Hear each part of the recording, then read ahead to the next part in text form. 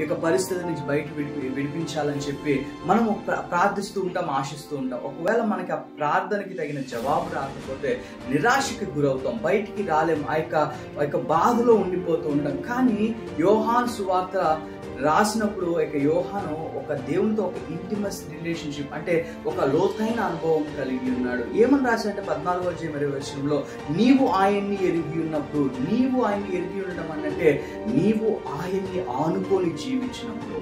ఏ విధముగా అయితే నీవు ఆనుకొని జీవిస్తావో ఆయన నీకు తగిన కార్యముల్ని సరైన రీతిలో సరైన సమయంలో ప్రతి విషయంలో దేవుడు ఆయన వాక్యము ద్వారా బయలుపరిచి జ్ఞానాన్ని దయచేసి నిన్ను బయటకు తీసుకొచ్చి అనేక మందికి సాక్షిగా నిన్ను నిలబెడతాడు.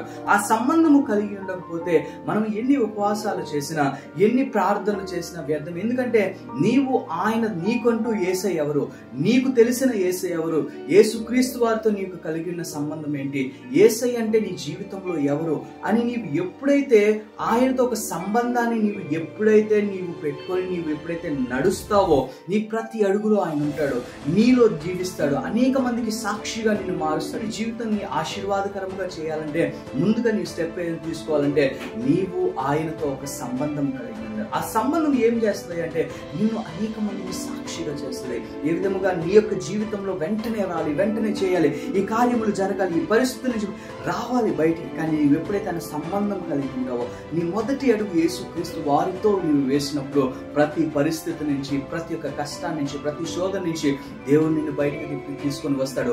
అనేక మందికి సాక్షిగా నిన్ను బయలుపరుస్తాడు, నడిపిస్తాడు, విడిపిస్తాడు, రక్షిస్తాడు. నీ జీవితంలో ఆయన కార్యములు చేస్తాడు. God bless.